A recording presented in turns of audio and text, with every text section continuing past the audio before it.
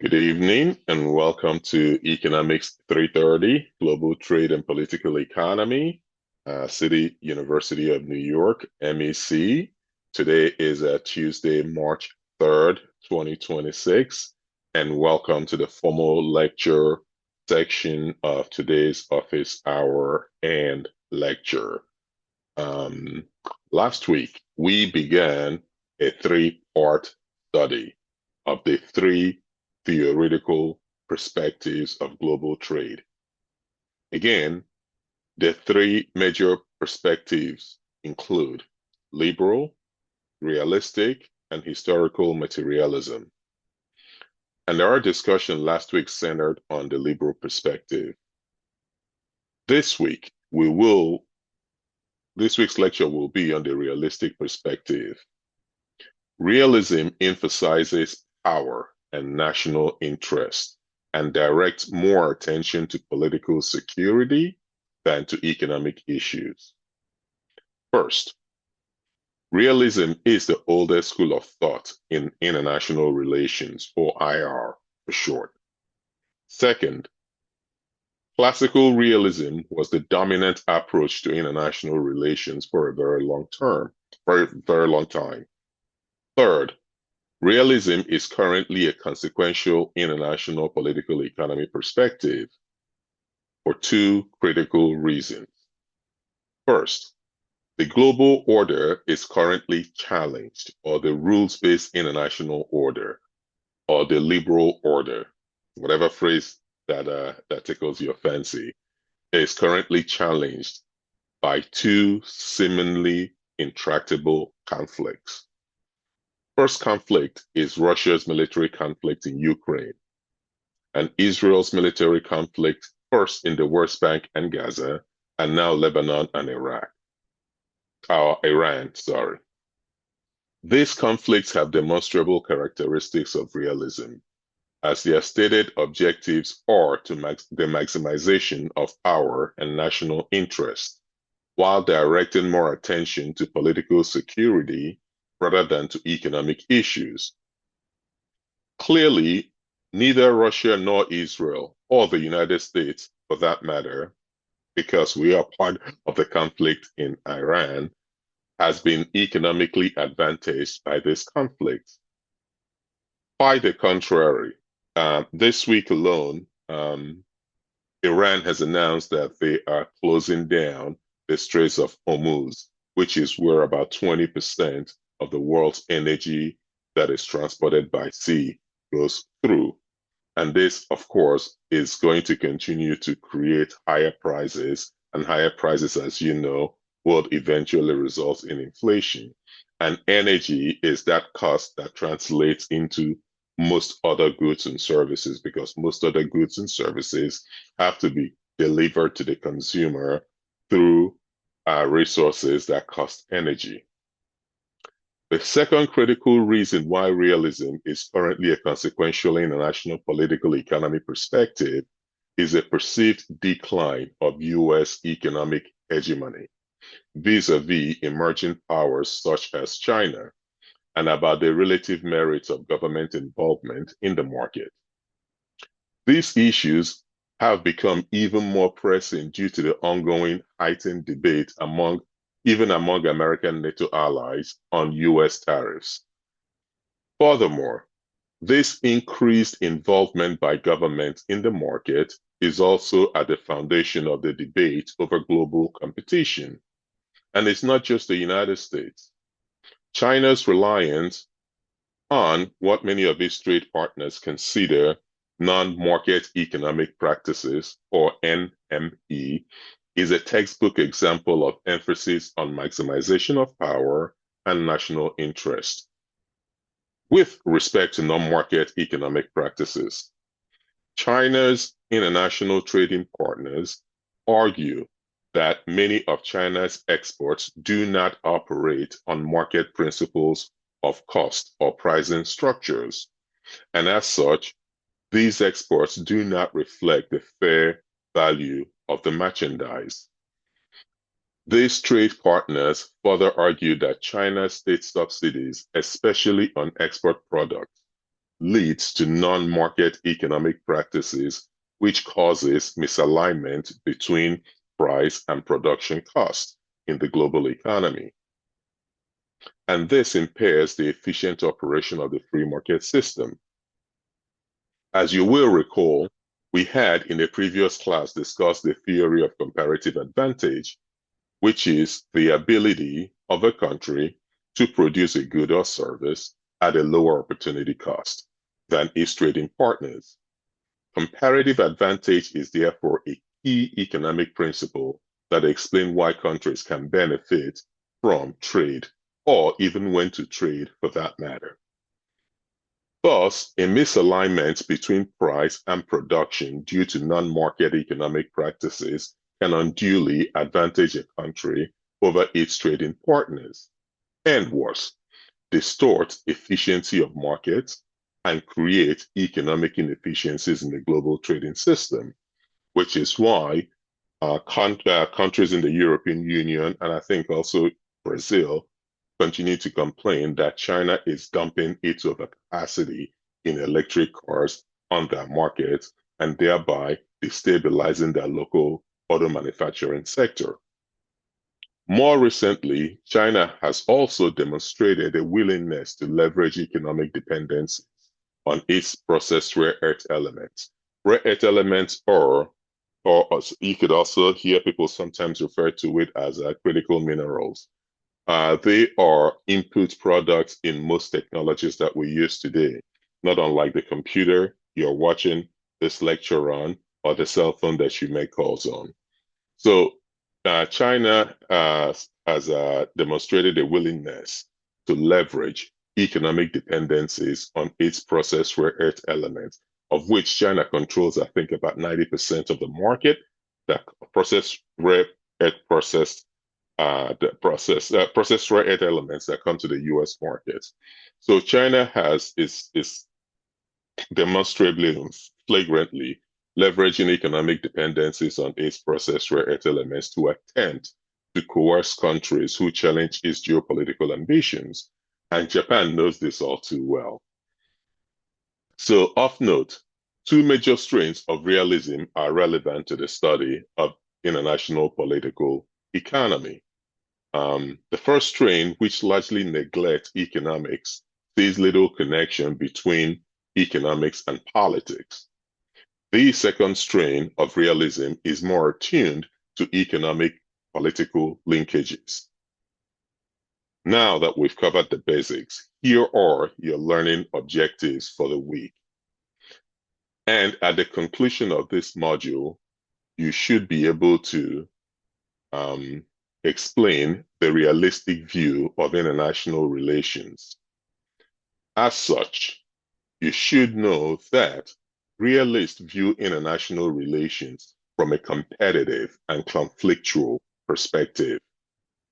It is usually contrasted with idealism of liberalism, which tends to emphasize cooperation. Not all realists, however, deny the presence of ethics in international relations. Accordingly, a distinction should be drawn between classical realism, represented by such 20th century theorists as Reinhold Niebuhr and Hans Morgenthau, and radical or extreme realism. While classical realism emphasizes the concept of national interest, it is not the Machiavellian doctrine that anything is justified by reason of state, nor does it involve the glorification of war or conflict. The classical realists do not reject the possibility of moral judgment in international politics. Rather, they are critical of moralism that does not take into account political realities. Realists believe that sovereign states are the principal actors in international system. By this measure, international institutions, non-governmental organizations, and multinational corporations, individuals, and other sub-state and trans-state actors are viewed as having little independent influence. Realists believe that there are no universal principles with which all states may guide their actions. Instead, a state must always be aware of the actions of the states around it and must use a pragmatic approach to resolve problems as they arise. A lack of certainty regarding intentions prompts mistrust and competition between states. However, realism is often criticized as essentially pessimistic since it sees the confrontational nature of the international system as inevitable. The second learning objective is to describe the origins and philosophical foundations of the realistic view of international relations. Among its founding fathers, Thucydides, Machiavelli, and Hobbes are the names most usually mentioned. 20th century classical realism has today been largely replaced by neorealism, which is an attempt to construct a more scientific approach to the study of international relations. Both classical realism and neorealism have been subjected to criticism from international relations theorists representing the liberal, critical, and postmodern perspectives. The third learning objective is to explain how realism is connected to economic relations and conflict in global trade. Realists see the state as motivated by power. With respect to trade, realists reiterate mercantilist philosophies, viewing economic statecraft, including trade policies, as one of the major instruments available to states in their pursuit of power and/or national security. For realists, trade relationships are temporary or transitory arrangements that can be easily broken when conditions necessitate other strategies to secure national interest. Realists do not rule out the utility of force, even against a trading partner, when national interests are at stake. However, force may be undesirable when the trading partner is vital to national interest. Lastly, realists are less optimistic about human nature. They envisage conflict rather than cooperation or the common good to result from self-interested actions. This last point is, however, what I consider a fatal flaw in the logic and incentive structure of the realistic perspective. This flaw is known as the security dilemma, aka the spiral model, as best explained by Newton's third law of motion, which states that for every action, there is an equal and opposite reaction. With this logic in mind, consider that as each state pursues its national interest, economic power, and security maximization, their pursuit produces a security dilemma as other states adopt countermeasures driven by concerns for their own security and economic interests. Consequently, security increasing measures by a state can result in greater tension, escalation, or conflict, with insecurity and intensified threats to interstate commerce and peace. Therefore, producing an outcome which no party truly desires, thus resulting in a political instance of the prisoner's dilemma. Remember, we covered prisoner's dilemma last week. In a classic example of Newton's third law of motion, Mark Carney, Prime Minister of Canada, recently argued that with ongoing trade tariffs, the rules-based international order is in the midst of a rupture, not transition. And great powers have begun using economic integration as weapons, tariffs as leverage, financial infrastructure as coercion, and supply chains as vulnerabilities to be exploited. Remember what I mentioned about China's exploitation of its control of critical or rare earth element supply chains. Therefore, Prime Minister Carney cautioned that when middle powers are countries who are not hegemons but are fairly sizable, Germany, France, Canada, and a lot, United Kingdom. Therefore, Prime Minister Carney cautions that when middle powers only negotiate bilaterally with a hegemon, they, the middle power, negotiates from weakness. They, the middle power, accept what's offered. They, the middle power, compete with each other to be the most accommodating.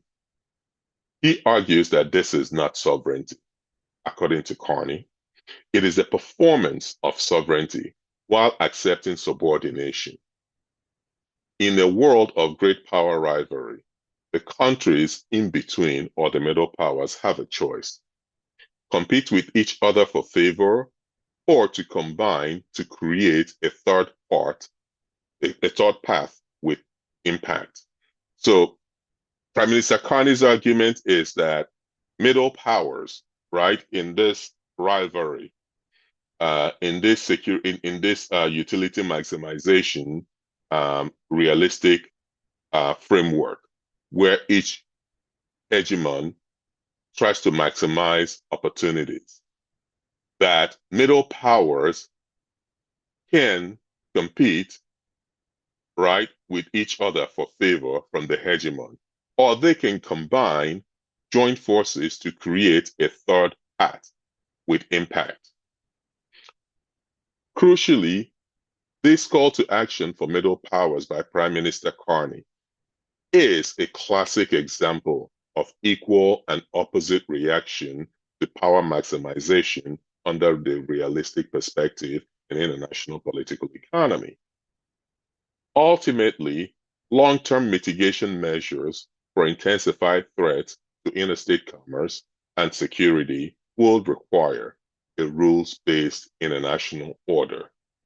And this outcome will bring the international political economy full circle to the liberal perspective, with its attendant institutions and rules to guide behavior of nation states and forums to mediate conflicts.